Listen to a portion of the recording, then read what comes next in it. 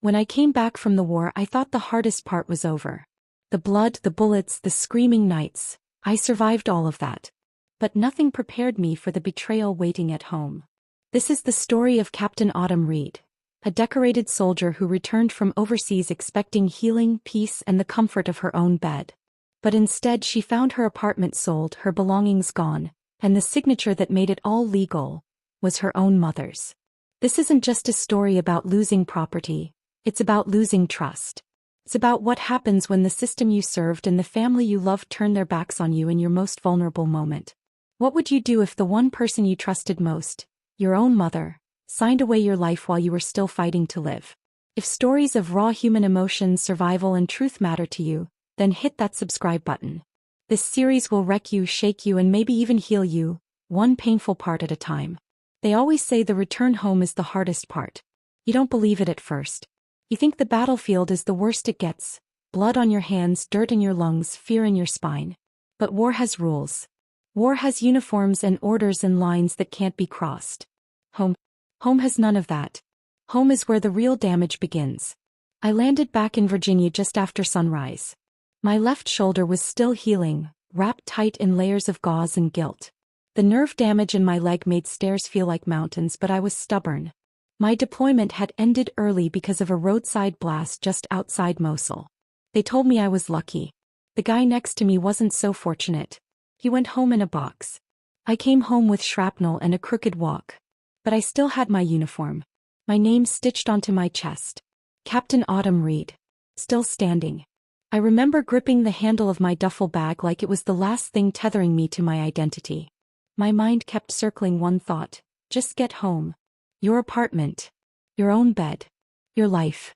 Just get back to it. The taxi dropped me off on Magnolia Street. Building 5C. My apartment building. I knew it like the back of my hand. Second floor. Third door on the left. Blue welcome mat with faded sunflowers. I smiled thinking about it. It was the only space in the world that ever felt like mine. Until I got to the door. There was no welcome mat. There was no unit number. And the doorknob wasn't the one I remembered. I stared at it for a long time. Not moving.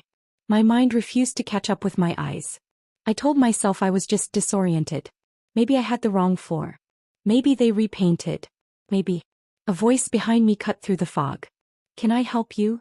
I turned around to see a middle-aged man, maybe late 40s, holding a grocery bag. He looked like he belonged there. Yeah, I said, trying to keep my voice steady. I live here. Or, I used to. This was my apartment. He gave me a look I'll never forget. A kind of guarded sympathy, like he didn't want to be the one to tell me. But he did anyway. I moved in about 6 weeks ago. Bought the unit from the realtor. I'm sorry, miss, but this is my place now. 6 weeks ago. I was still in Germany at that time, being operated on for the second time. High on pain meds. Vomiting every hour.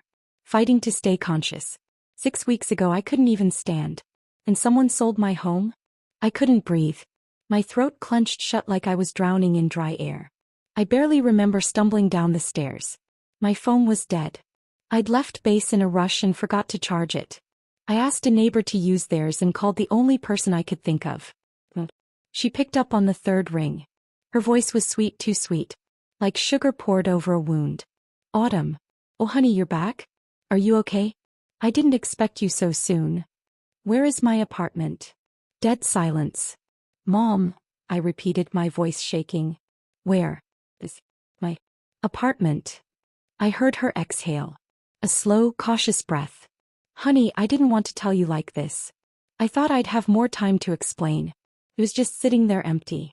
And your cousin Tony, well, he needed help. So I signed over the power of attorney. Just to handle things while you were healing. I thought it was best. You what? I didn't want you to stress, baby. I know how hard it's been. You needed rest. You were in surgery, barely lucid. I dropped the phone. Right there on the sidewalk. It bounced once, cracked the screen. People walked by. I sat on the curb like a ghost in a city that didn't remember me. Everything inside me started caving in. Like my chest was collapsing in on itself. I wanted to scream, but I didn't have the breath. I just kept hearing her words. I signed over the power of attorney. That phrase haunted me. Echoed through my ribs like a bomb that never stopped going off. She gave my cousin Tony, an idiot with a history of gambling debt, legal control over everything.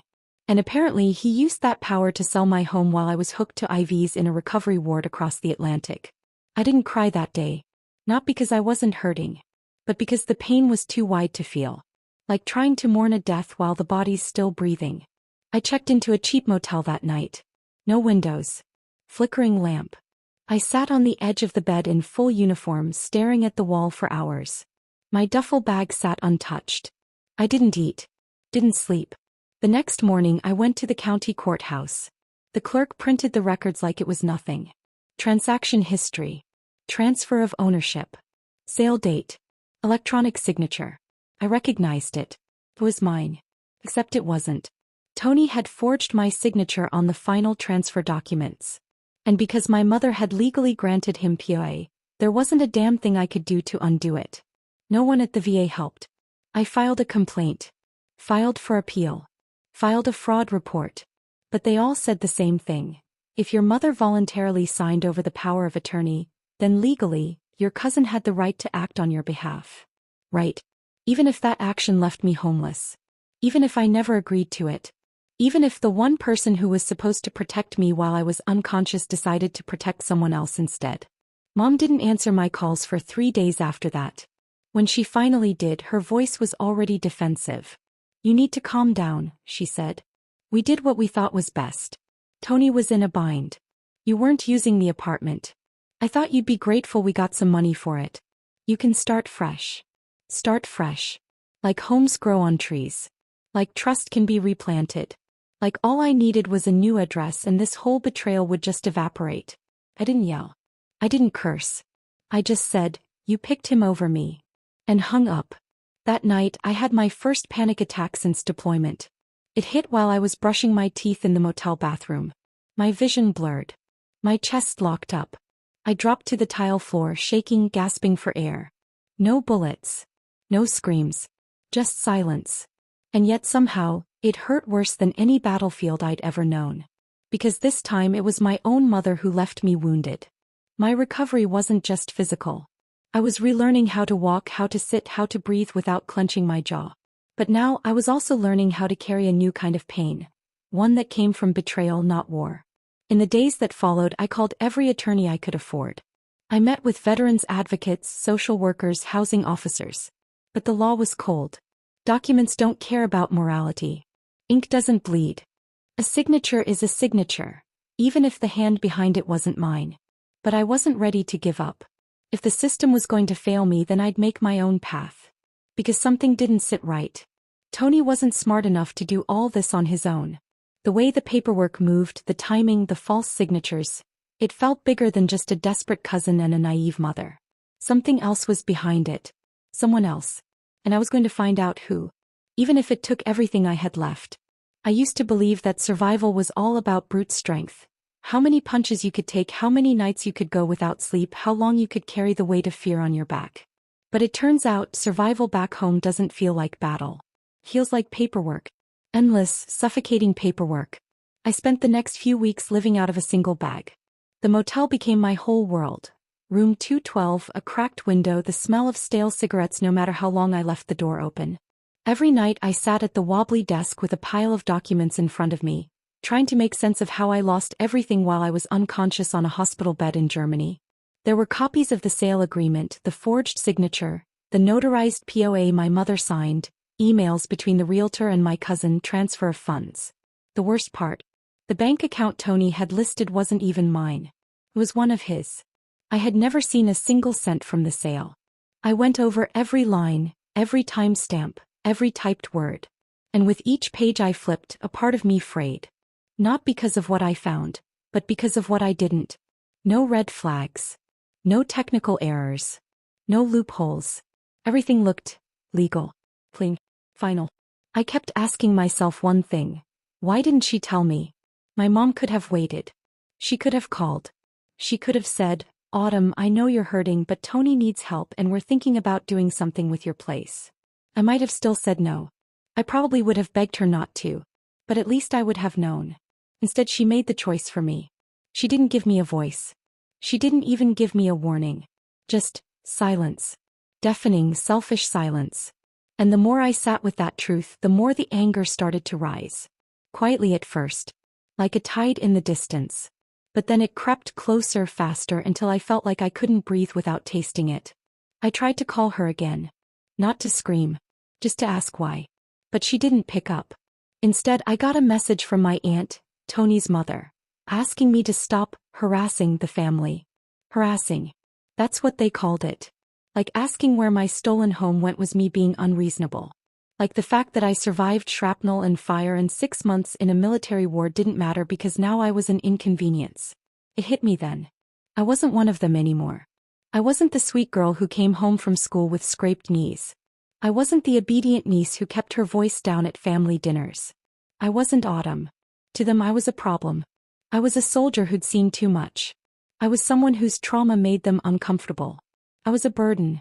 And burdens get ignored. Or signed away. That night I took a walk.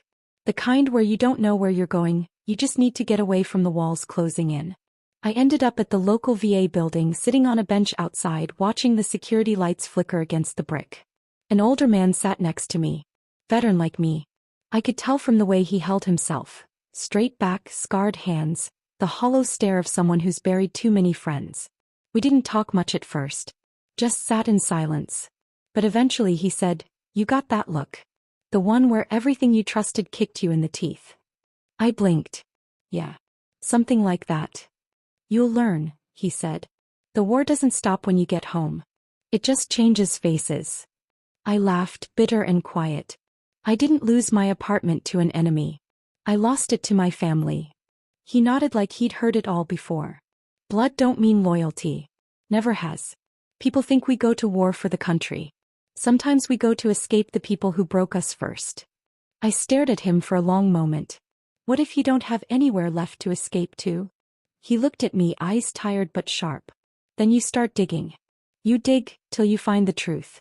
You hold on to that like armor. That's how you survive. Those words stuck with me. Like a seed planted in the middle of my broken spirit. So that's what I did. I started digging. The first place I went was the realtor's office. The one listed on the sale agreement. A fancy firm downtown. Glass walls, polished floors. I walked in wearing civilian clothes, but I could feel myself shift into mission mode. It was muscle memory. Reserve. Question. Record. The receptionist greeted me with a rehearsed smile. "I'm here to ask about Unit 5C on Magnolia," I said. "Sold about 2 months ago." She typed something on her screen. "Yes. That property closed quickly. We worked with a Mr. Tony Ellison on that. Everything seemed standard." "Did you meet him?"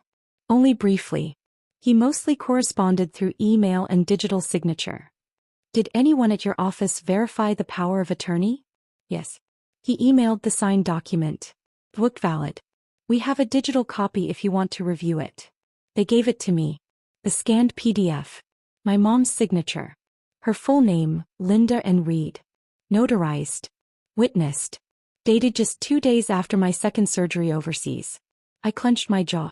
She must have driven to the bank while I was under anesthesia. Smiling. Calm. Knowing what she was doing. I asked for a copy of Tony's contact details. They hesitated but eventually relented when I explained I might be pursuing legal action. That night I called his number. Straight to voicemail. "Tony. It's Autumn. I want answers. You sold my home, stole my money, forged my signature and then disappeared. If you don't return this call by tomorrow, I'm filing criminal charges. You think I'm bluffing? Try me." He didn't call back. But someone else did. 2 days later I got a call from a blocked number. The voice on the other end was unfamiliar. "Male. Calm. Too calm. You need to stop asking questions." I froze. "Who is this? You don't want to make this uglier than it already is. Take the discharge pay. Move on." The line went dead. My stomach dropped. That's when I knew. This wasn't just about family betrayal. There was something deeper. Something organized. Something deliberate. Because Tony didn't have the brains or guts to pull this off on his own. And if he had outside help, someone with influence, access, maybe even someone inside the system, then I was in more danger than I thought. I wasn't just up against a bad family decision anymore. I was up against something calculated. And if they thought I'd walk away quietly, They picked the wrong soldier. There's a moment when your gut knows something your brain can't quite process yet. A subtle tightening, a whisper under your ribs that says, this isn't just personal anymore. That phone call shifted everything. You need to stop asking questions. That line echoed in my ears for days. It wasn't just a threat. It was permission. They thought I was too broken, too tired, too alone to keep going. And maybe they were right about one thing: I was tired. Tired in the bones, tired in the soul. But that didn't mean I'd stop. They'd already taken my home, my trust, my peace. I wasn't about to let them take my silence too. I started with Tony. No one had heard from him since the sale went through. His mom told a few relatives he had moved to Atlanta for a job. But a couple of his old drinking buddies swore he was seen gambling at a shady underground poker club in Norfolk just 2 weeks ago. Same guy. Same tattoo on his neck. Same sloppy way of pretending he wasn't an addict. But no one could tell me where he was now. I visited that poker club myself. Wore jeans and a hoodie, tried to blend in. A guy at the door gave me a once-over. "You don't look like you're here to play," he muttered. I showed him a photo. "This guy. You seen him?" He nodded slowly, took a drag off his cigarette. "Came in a few times. Always owed someone something. Didn't leave clean the last time, I'll tell you that." "What do you mean?" He tapped the side of his head. "Couple guys roughed him up. Not our regular crowd. Suit types. White SUV. Told him something about screwing over the wrong people." That was enough confirmation for me. This wasn't just about Tony needing money. This was part of something bigger, maybe something he owed to the wrong people. And somehow I had become the currency. I took a photo of the club, logged it into a notebook I'd started carrying everywhere. My own paper trail. My own investigation. If the system wouldn't defend me, I'd document every step. Every lie. Every forged name. Every whisper in the dark. But things started getting strange after that. Little things at first. My motel keycard deactivated, twice in 1 week. The front desk swore it was a glitch. My V-file. Temporarily inaccessible online. A black sedan parked across the street from the motel one night and didn't leave for hours. I stared at it from behind the curtain, phone camera recording. Nothing happened. But the fear, the paranoia, started creeping in again. PTSD isn't just about memories. It's about patterns. The way your brain starts scanning every doorway, every sound, every silence. Hypervigilance isn't a choice. It's a reflex. And I was slipping. I'd wake up gasping, sweat soaking the sheets, thinking I was back in the blast. Only this time my mother's voice was the one yelling. "We did what was best." Over and over. Her face melting into Tony's and then into nothing. No war prepares you for betrayal. No bullet hurts like abandonment. A week later I drove to my mother's house. I needed answers she couldn't dodge over the phone. She lived just outside Richmond.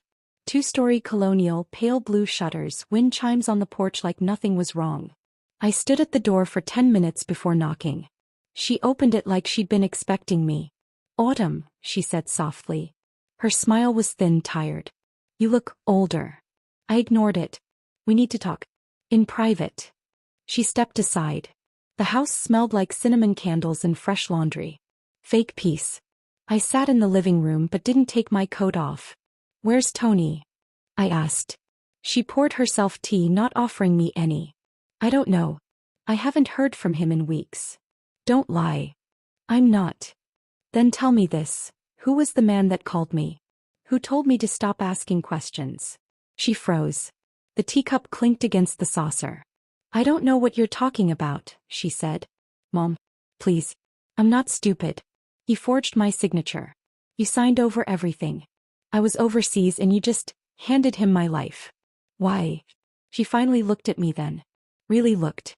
And what I saw wasn't guilt. It was shame. "I didn't know he would sell it," she whispered. "I thought it was temporary. Just access to pay bills, make sure your apartment didn't fall apart while you were recovering." "Then why didn't you call me? One email. One letter. You had every way to reach me." She didn't answer. Because we both knew the truth. She didn't want to be told no. She wanted to feel like a savior. Like she was solving a problem. And maybe a part of her really thought it was the right thing. But the moment Tony got involved, everything turned toxic. "I didn't think he'd go that far," she said. "But when he did and the money came through, I panicked. It was already done. How much did he give you? I asked flatly. Her silence said everything. I stood up. That was all I needed. I went back to the courthouse the next day and requested a financial disclosure on the sale. The money had been wired to a secondary account, one not in my name. I cross-checked that account with bank records I'd found online under Tony's alias. Same digits. But the weird part? That money disappeared almost immediately, split into smaller transfers, some overseas, some into crypto. Who helped him do that? Tony barely knew how to work a printer. That's when I found the name, Benjamin Cross. He was listed as the consultant on the sale paperwork. I almost missed it, tiny line at the bottom. But I remembered the name. He used to do legal work for military families trying to relocate. He had access to VA systems. I'd seen his name on a flyer back at base once. I dug deeper. His credentials had been suspended a year ago after allegations of fraud. But somehow here he was involved in my apartment sale. I found his address. A tiny office above a pawn shop downtown. The blinds were always closed. I staked it out for 2 days before I saw someone go in. Slim man, maybe mid-50s, expensive coat, nervous eyes. He moved fast like someone who owed too many favors. I followed him inside. Benjamin Cross? I asked. He turned, startled. Who's asking? Captain Autumn Reed. He blinked. I don't. Yes, you do. I pulled out the document with his name. This sale? You facilitated it. My cousin doesn't have the brains or access to move funds like this. You helped him. You gave him legal coverage. Why? He tried to leave, but I blocked the door. I could report you, I said. But I want the truth first. He sat down, rubbing his forehead. I didn't know it would get this messy. Didn't know. I snapped. You helped someone sell a wounded veteran's home out from under her. You knew. He looked up, finally meeting my eyes. They said you were gone. That you were dying. They told me it was a mercy transfer. Who told you? He hesitated. Tony, and someone from the VA's admin side. I never got a name. Just a call. Said it was authorized. Said they needed to clear assets to cover long-term care. I didn't ask questions. I froze. Someone inside the VA. This wasn't just family betrayal anymore. This was systemic. Deliberate. There was a shadow network here. People using their access to prey on soldiers during their most vulnerable moments. Selling assets. Pocketing money. Claiming they were relocating funds for care. And no one noticed. Or worse, no one cared. I left that office shaking. Not with fear. With fury. They thought I'd roll over. They thought the scars on my leg meant I couldn't fight. But this was war again. Different field. Different weapons. Same fire inside me. And this time I wasn't leaving anything behind. They say if you stare at the truth long enough, it stares back. That week I couldn't sleep. Not even for an hour. I lay in that motel bed listening to the sound of the air conditioning rattle, my thoughts louder than the traffic outside. My body was exhausted, but my mind had turned into a battlefield again. Strategizing, second-guessing, assembling fragments of a war I hadn't even known I was fighting. Except this wasn't Mosul. This was home. And somehow it felt even more dangerous. I kept playing Benjamin Cross's words over and over in my head. They said you were gone. That you were dying. They told me it was a mercy transfer. That was it. That's what they told him. Someone inside the V told a contractor, probably off record, that I was a dying soldier, incapable of managing my own affairs. And that single lie had been enough to steal my entire life out from under me. But why? Was it just about the apartment? The money? That was barely $190,000 after taxes and closing costs. Hardly worth the kind of effort this took. Not unless I wasn't the only one. And that's when the thought hit me like a punch to the throat. What if I wasn't the first? What if there were others? Wounded soldiers. In comas. Sedated. Unable to speak. What if they were being targeted one by someone who knew exactly how to exploit the system? I opened my laptop and went hunting. First, I dug through VA news forums, Reddit threads, veteran Facebook groups. The first, nothing. Just the usual complaints about delays, red tape, misfiled claims. But then, in a tucked-away corner of a PTSD support group, I found something. A post from 2021. Username, Desert Ghost under 45. Has anyone else lost property or assets while under VA care? My brother went into a coma after Afghanistan. When he came out, his house was sold. They said it was for medical management. But he never agreed. No one listened. The bank said everything was legal. I don't think it was. He's been a wreck ever since. My heart sank. I sent the user a private message. Didn't expect a response. They replied the next morning. The brother's name was Lucas Henry.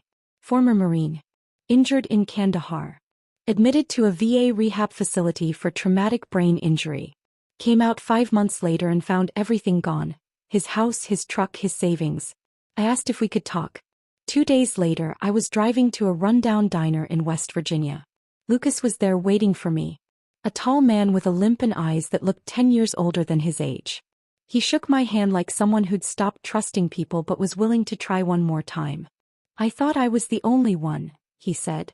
I thought maybe I was losing my mind. You're not, I told him. You were targeted. So was I. We shared our stories. Almost identical timelines. Power of attorney granted while incapacitated. False records. Property sold to distant buyers. Funds routed through multiple accounts.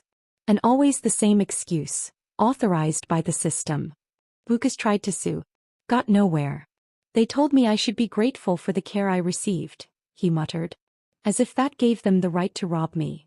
I left that diner with a fire under my ribs and a growing folder of names, dates and signatures. Something was happening here. And I needed help. But I couldn't go to the VA. Not when they were likely involved. So I went to the one place that still terrified me, the media.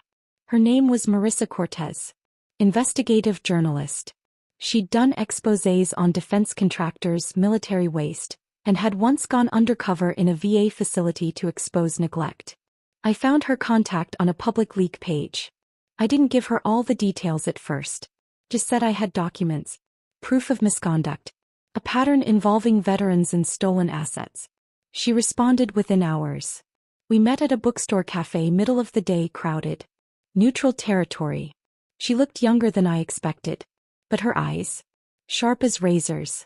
She brought a notepad, a tape recorder, and a quiet intensity that reminded me of my old commanding officer. Tell me everything, she said. So I did. I gave her copies of the sale documents, the forged signature, Benjamin Cross's admission, Tony's disappearing act, the phone call telling me to stop. I gave her Lucas Henry's contact, the bank statements, and the screenshots of that mysterious consultant line. I didn't expect her to believe me. But she did. Because she'd seen things like this before, just never this organized. Do you have any idea how big this could be? She whispered. If there's a coordinated effort to exploit wounded soldiers while they're under federal care, that's criminal on a level we haven't seen since the Walter Reed scandal. I nodded. And they're getting away with it. Every day. He agreed to help. But warned me it wouldn't be easy. These people, if they're embedded in the VA system, they'll be protected. Whistleblowers disappear. Stories get buried. If we go public, you'll be risking everything. I didn't hesitate. I already lost everything. A week passed.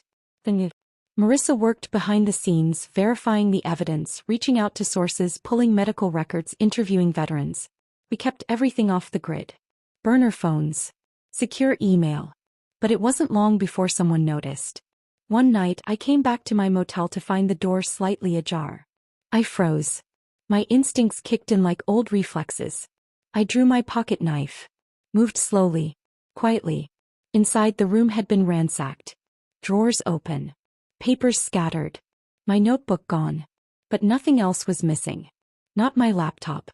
Not my wallet. Just the investigation notes. This wasn't a robbery. It was a warning. The next day I filed a police report. They wrote it down. Said they'd investigate. I knew better. Marissa was furious. We have to go public. Now. I hesitated. Once the story was out, there'd be no going back. I'd be a target. My mother might be exposed. Even Tony, as much as I hated him, might end up behind bars. But then I thought of Lucas. Of all the veterans lying in hospital beds right now, unaware that someone might be looting their lives while they slept. I nodded. Let's burn it down. 1 week later, the story broke. Headline: Wounded and robbed. how veterans are being exploited in federal care. Marissa didn't hold back. She named names, published documents, cited anonymous VA sources who confirmed unusual patterns in asset transfers linked to long-term care patients. And she used my story as the anchor. Captain Autumn Reed, 12-year veteran, injured in combat, returned home to find her apartment sold, her savings emptied, her trust shattered. The article went viral. National news picked it up. People were outraged, demanding answers. Congressional hearings were mentioned. The VA issued a statement claiming to be investigating the allegations. But I didn't buy it. Because 2 days later, Marissa's car was vandalized. Mine too. And then she disappeared for 48 hours. No calls. No messages. When she came back, she was shaken.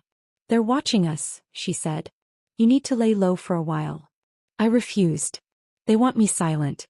I won't give them that. But I wasn't prepared for what came next. I got a letter. No return address. Inside was a photo of me, standing outside Lucas's diner. And scrawled in red ink across the bottom, "Stop digging, or we bury you too." I stared at that photo for a long time. My hands didn't shake. Not anymore. The fear was still there, but it had changed. It wasn't paralyzing. It was fuel. I scanned the photo. Sent it to Marissa. She forwarded it to a contact in federal law enforcement. Finally, someone listened. The FBI opened a preliminary inquiry. They questioned Benjamin Cross. Pulled financial records. Found patterns that matched what I had discovered. Dozens of transactions involving power of attorney transfers, property liquidations, and offshore accounts connected to wounded veterans. It wasn't just my case. There were 14 others. 4 of them were dead. 3 were still hospitalized. And none of them knew what had been taken from them. That night, I sat by the motel window watching the shadows. I should have felt vindicated. But all I felt was hollow. Because no matter what justice came, I still didn't have my home. I didn't have my mother. I didn't have peace. They say war changes you. But betrayal, it unmakes you. Takes everything you were and burns it at both ends. I don't know who I am anymore. But I know what I'll do next. I'll keep digging. Because somewhere in this broken system, there's still truth left to find. And maybe, just maybe, there's still something worth saving. It was 2 in the morning when I parked across the street from the house I grew up in. The porch light was on. That stupid yellow light that had flickered my entire childhood like a dying firefly. My mother had never changed the bulb, no matter how many times I begged her to. Even after Dad died, it stayed there, barely alive. Just like everything else in that house. I sat there in the car for over an hour. Engine off. Heater off. Just the dead hum of silence. My hands were clenched around the steering wheel, white-knuckled. I was trying to stop them from shaking, but they wouldn't. I wasn't cold. I was unraveling. I'd driven for nearly 8 hours without stopping after speaking with Mr. Levin. Every mile closer to her, my mind had replayed everything. That power of attorney. My apartment. Her voice saying, "It was for your own good." My cousin living in what was supposed to be my sanctuary. I hadn't spoken to her in over a year. Not after the VA hearing. Not after the appeal was denied. Not after the landlord told me there was nothing I could do because the papers were clean. Every call from her, every voicemail I ignored. I'd block her, then unblock her. Sometimes just to see if she'd call again. She did. She always did. And every time I let it ring, I told myself I wasn't ready to talk. But the truth? I didn't know if I'd ever be ready to forgive her. I finally stepped out of the car, gravel crunching under my boots, and crossed the street. I wasn't the same person who had walked away from this house at 18 to join the military. That girl was full of grit and plans and illusions. The woman approaching the door now? I was all bone and bruises. And I was coming back not as a daughter, but as a ghost knocking on the door of my own past. I didn't knock right away. I stood there staring at the peeling paint on the door. Same color it had been since I was 10, faded sea green, chipped like broken promises. I traced the scratch marks near the knob. Ones I made when I tried to sneak in past curfew and slipped with the key. I used to think home was something unshakable. That no matter what happened out in the world, this place would wait. Hold space for me. I knocked. The sound was small. Weak. So I knocked again, harder this time. There was a pause. I heard movement inside. Feet dragging across wooden floors. Then the creak of the chain lock being undone. When the door opened, I saw her. Her hair was thinner. White streaks had claimed what used to be soft brown curls. Her eyes widened when she saw me. And then something behind them dimmed like a light being switched off. "Autumn," she breathed. "You came." I didn't say anything. I couldn't. She opened the door wider and stepped back. I stood still. "I made coffee," she offered gently. "I make it every night. You want some?" It hit me how badly she wanted to pretend nothing had happened. That I was just stopping by like some casual visit from a daughter who lived nearby. That it wasn't 2 in the morning and we hadn't lost over a year to anger and silence. I stepped inside. The smell was the same. Wood polish. Burnt sugar. And old grief. The living room hadn't changed. Same sagging couch. Same crocheted blanket. Same photo of Dad on the mantel, his navy uniform clean and crisp, eyes forever young. My gaze lingered on that photo longer than I meant to. He would have known what to say. He would have fixed this. But he'd left us when I was 16.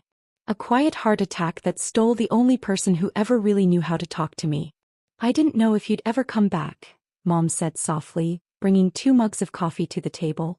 "I thought I lost you for good." I sat down slowly across from her. My hand wrapped around the coffee cup just to give it something to hold.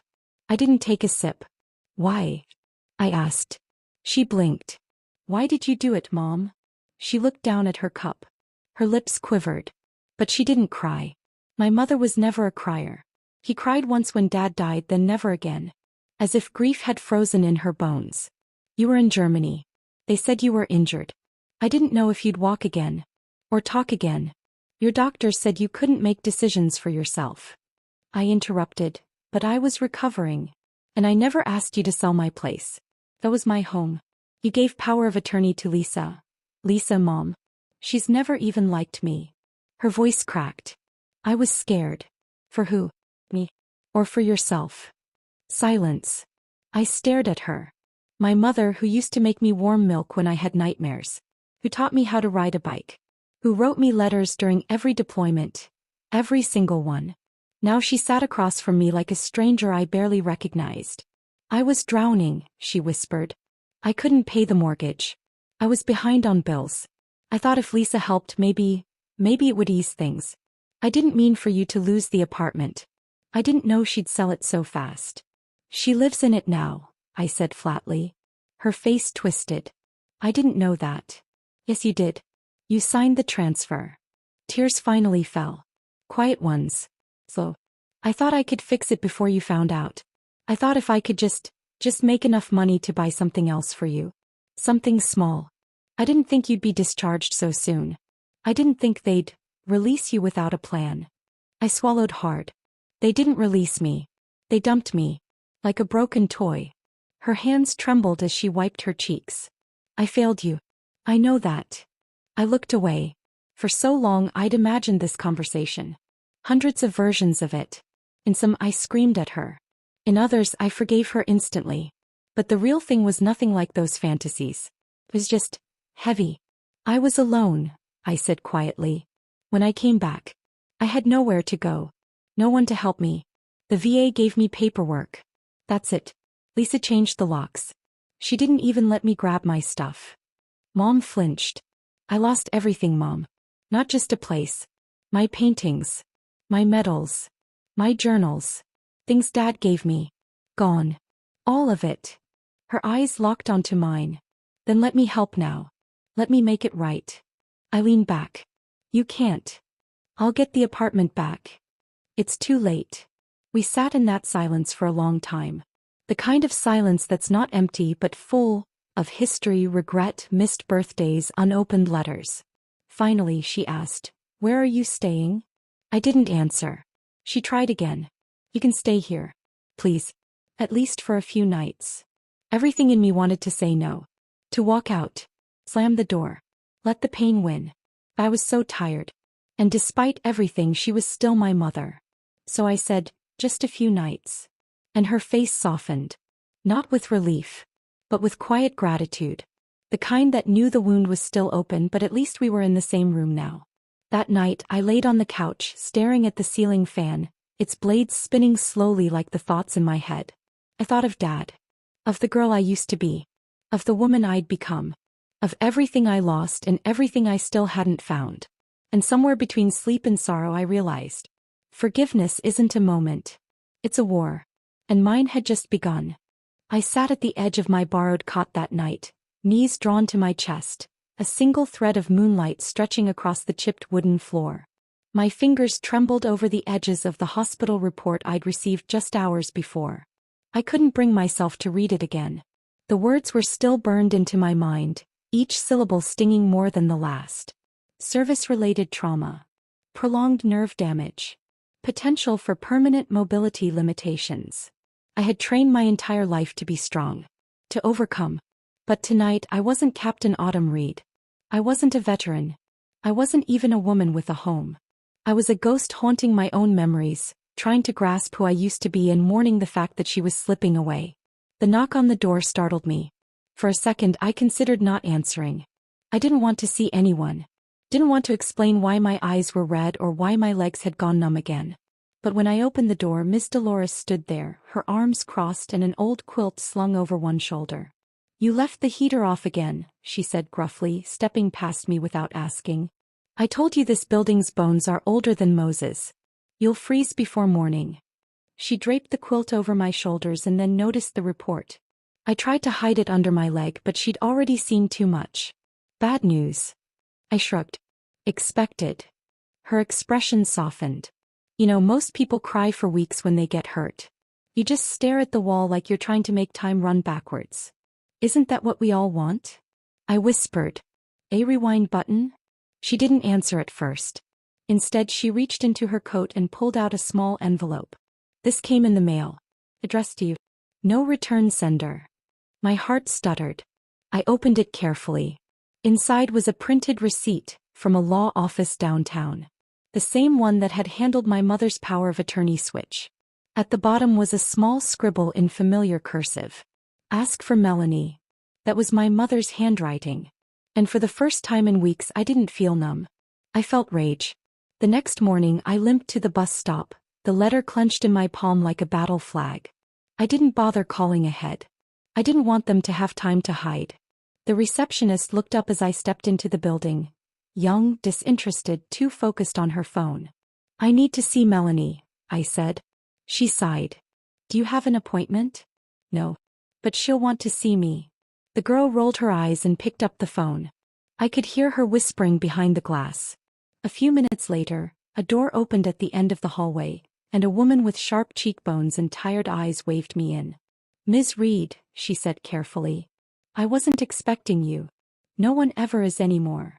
Her office was neat, lined with legal books and faded family pictures. She gestured for me to sit. "I received a note," I began. "From my mother. Said I should ask for you." Melanie's lips tightened. "She didn't want you to know. At least not right away." "Know what?" "She came to me 3 months before you returned. Said you'd been hurt. That you'd need support, medical decisions handled, finances managed if you were incapacitated." She paused. She was worried. Desperate. At least that's what it looked like. I felt the storm rising again. "So, she sold my apartment?" "She signed the papers. But she didn't sell it." My heart slammed in my chest. "Then who?" "Your cousin. Jared. She signed over power of attorney to him after only 2 weeks. I advised against it. Strongly." She looked unwell. Paranoid. "She claimed you wouldn't forgive her unless she let him take care of it." My stomach turned. She was manipulated. Melanie nodded. "I believe so. She was lucid enough to sign, but something wasn't right. I could sense it." I leaned forward. "Then help me undo it. File a suit. I'll testify. I'll get my records." "Autumn," she said gently, "the house was sold, money withdrawn and accounts closed. It's been laundered through several third-party shell companies. Tracing it would cost more than the apartment was worth." I blinked. "So that's it? I just lose." She didn't answer. But I heard it anyway. I left with my fists clenched and my thoughts in a blur. I wanted to scream. I wanted to rip down everything around me. But I had no strength left to fight a system built on shadows. That night I called the number I hadn't dialed in years. "Hello," Jared's voice crackled on the other end. It's autumn. Silence. Then a laugh. Well. The war hero calls. You stole from me, I said. You took everything. You weren't using it, he replied. And Auntie said. Don't you dare say her name, I snapped. You twisted her. And you'll pay for it. His voice grew cold. Be careful, Autumn. You start digging and people might dig back. Not all your metals can save you from what they'll find. The line went dead. I stared at the phone, my hands shaking. What was he talking about? What was there to find? That night I couldn't sleep. I kept thinking about what Melanie said. About my mother seeming paranoid. Had she known something? Had Jared threatened her too? I spent the next week in libraries, court archives, old bank records. Every night I pieced together scraps. A signature here. A wire transfer there. I found shell companies with ties to people Jared used to work for, shady contractors, overseas firms. Then I found it. One of the companies tied to the sale of my apartment had also purchased 3 other properties in the same city, all previously owned by disabled veterans. Each one had been flipped for profit within 90 days. I knew then this wasn't just personal. It was a pattern. A scheme. Someone was targeting veterans, especially those with no family or diminished mental capacity. And my mother, in her misguided way, had tried to protect me. I took my findings to a local journalist I trusted, a woman named Rima I'd met during my deployment who now worked with an investigative outlet. She read through my notes, her expression darkening. This is big, she murmured. But it's going to get ugly. I'm already living ugly, I replied. Let's bring it into the light. And so we did. The story took months to develop. Rima and I met in secret, traced more cases, spoke to other families. Some victims had died. Others had been evicted and left with nothing. The deeper we dug, the more connections we found, between corrupt attorneys, real estate agents, and even a local VA coordinator. Jared wasn't a mastermind. He was just a pawn in a much bigger game. But exposing him would start the dominoes. On the day the story dropped, I waited outside the courthouse with Rima and her cameraman. By sunset the phones were ringing. Investigations were launched. Statements were made. And for the first time in years I felt like I was finally standing for something again. But the battle wasn't over. I still had questions. About my mother. About what she knew. And about what Jared had meant when he said people would dig into me.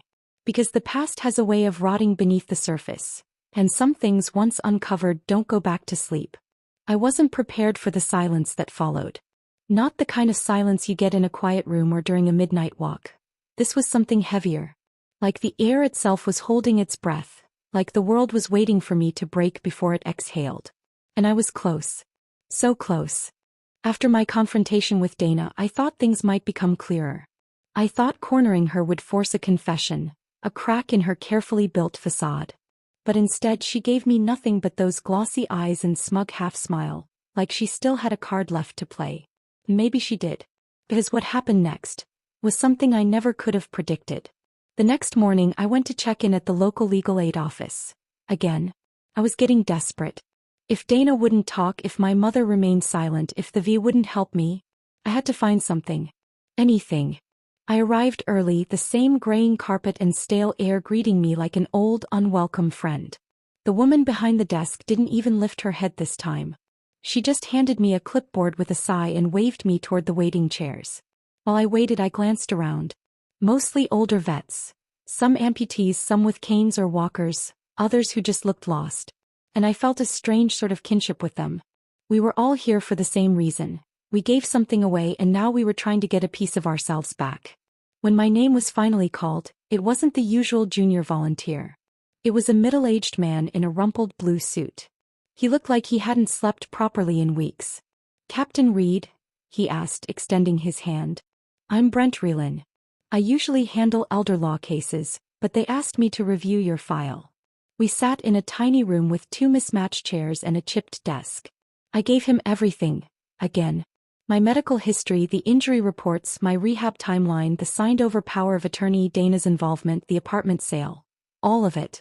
He listened quietly, occasionally jotting something down, but mostly just watching me like he was trying to measure how close I was to falling apart. When I was done, he leaned back and exhaled through his nose. "You have 2 problems," he said. One legal, one personal. I raised an eyebrow. Legally, the power of attorney is valid, unless you can prove coercion or incompetency at the time of signing. And without hard evidence, that's an uphill battle. And the personal? I asked, though I already knew. Your mother. He folded his hands on the desk. We can fight this. We might not win, but we can make noise. File for fraud, appeal through the VA. It'll be a slog. But before we do that, Autumn, you need to understand something. I braced myself. I've seen this before, he said gently. Not the military part, but the betrayal. Family taking advantage when someone's vulnerable. You want justice. You deserve it. But sometimes the people we expect to protect us are the ones who hurt us worst. And they'll never admit it. I didn't cry. Not there. Not yet. But his words lodged in my chest like a nail. On my way out, I called my mom. One more time. Just to see if she'd answer. To see if maybe she'd heard what Dana did. Maybe she'd tell me she was sorry, or that she didn't know. That she regretted everything. She picked up after 2 rings. I froze. I hadn't planned what to say. Mom. Her voice was tight. Autumn. There was a pause, thick and uncomfortable. I need to ask you something, I said. She didn't stop me. I asked her everything. How long she'd planned it. Whether Dana manipulated her. Whether she even read the documents she signed. And she told me the truth. No hesitation. No apology. I knew what I was signing, she said. You were broken. You needed someone to make decisions. Not about my home, I said, my voice breaking. You weren't there. You weren't coming back. I couldn't pay the taxes and Dana offered to help. I didn't know she'd sell it. But you let her. You never tried to stop her. I didn't have a choice. That sentence made me want to scream. You always had a choice, I whispered. You just didn't choose me. She didn't answer that. The line went quiet and for a moment I thought she'd hung up. But then she said something that would haunt me forever. You were always too much to deal with, Autumn. Even as a child. You never needed anyone. That's the problem. I hung up first. That night, I sat in the car outside my old apartment building. I stared up at the window that used to be mine. Someone else lived there now. Someone else brushed their teeth in my bathroom. Cooked in my kitchen. Slept in my room. I wasn't sure what I was anymore. Not a soldier. Not a daughter. Not a homeowner. Just fragments. But I remembered something that had stayed buried for years. A letter I wrote to myself during boot camp. A letter they made us seal and give to our CO, to be mailed if we didn't make it home. I still had the copy. It was in a locked file I kept in my footlocker. I drove to the storage unit I was renting, the one with my duffel bags, uniforms, journals, medals. I opened the metal door, the musty air hitting me like a wave of the past. I found the box and sat on the concrete floor, cross-legged like a kid again. The letter was short. Barely 2 paragraphs. But the last sentence read, "Whatever happens, don't forget who you are. Don't let anyone take that from you, not even blood." I cried then. Really cried. No one to hear me, no one to judge. Just me and the pieces. That's when I made the decision. I wouldn't fight for the apartment. Not anymore. I didn't want that space back if it was soaked in betrayal. I'd find a new one. I'd start over. But I would fight for justice. I'd fight to make sure Dana couldn't do this to anyone else. I'd take every name, every signature, every timeline and turn it into a case. Even if it took years. And I'd do something else too. I'd write. Not just in journals. I'd write my story. The raw, messy, bleeding truth.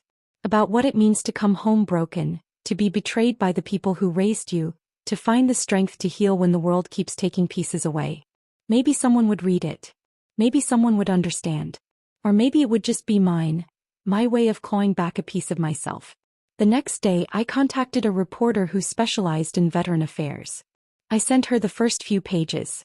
And then I started typing the rest. One keystroke at a time. I never thought healing would feel like this. Not neat, not victorious, not like a finish line. Just quieter. A little less sharp. Like a knife that once cut bone now only schemes skin. After everything, the betrayal, the legal hell, the sleepless nights replaying what my mother did, I find myself in a 1-bedroom rental off a sleepy street in Maryland. It's not much. But it's mine. A coffee mug with a chipped rim. A couch that sinks in the middle. My own key. My own lock. My own silence. I stopped chasing explanations from her. I stopped needing her to say sorry. Because I realized something in the middle of my war with the system and the ghosts of my family. Even if she cried at my doorstep, it wouldn't give me back the years. The apartment. The dignity. The version of her I loved when I was little. Some wounds are too deep for apologies. And forgiveness. It's a weird, complicated thing. It didn't come with a ceremony or a tearful hug. Came the day I stopped thinking of her when I saw the ocean. The day I drank coffee without picturing her across from me. The day I told my therapist, I don't hate her anymore. I just let go. My cousin never answered for what she did. She's still living in that apartment she sold illegally, wrapped in her fake charity work and her filtered selfies. But I don't flinch when I see her face online anymore. She's someone else's lesson now, not mine. The VA never made it right. No one called me back with a miracle. But one of the pro bono lawyers I found during my digging connected me to a nonprofit that helps vets find stable housing after trauma. Through them, I got help navigating the nightmare of paperwork, and eventually I even got a small grant to start over. It wasn't justice. But it was something like hope. I started keeping a journal. At first, it was a therapist's recommendation, a way to get the rage out without smashing things. But it turned into something more. Pages filled with truth. With memories. With grief. With the girl I used to be. Some nights I write letters to my past self, the one in the hospital bed thinking her mom was fighting for her. I tell her, I know you're hurting, but you're gonna live. Even when you don't want to. No. I'm thinking of writing a book. It won't be pretty. It won't be full of tidy endings. But it'll be mine. Just like my scars. Just like my strength. Some people say survival is the best revenge. I don't believe in revenge anymore. I believe in rebuilding. I believe in staring at a ruined life and planting something anyway. I still have bad days. I still wake up sweating from dreams where I'm back in the hospital, unable to speak, watching everything I built slip through legal cracks and blood ties. But those days are fewer now. The cracks don't bleed so much anymore. Last week I got a call from a young woman, a fellow vet referred by the same nonprofit. She was crying. Said her family turned their back on her during recovery. Said she didn't know where to go. I told her, I know what that feels like. And I meant it. I listened. I stayed on the phone for an hour. I sent her the name of my lawyer and the contact at the nonprofit. I guess I've become what I needed back then. Not a savior, just a voice that says, you're not crazy. You're not alone. That means more to me than a lawsuit ever could. So this is how my story ends. Not in a courtroom, not in revenge, not in some grand vindication. Just here with a mug of tea cooling in my hand, and the evening sun bleeding orange through my window. I'm not whole. But I'm healing. And that's enough.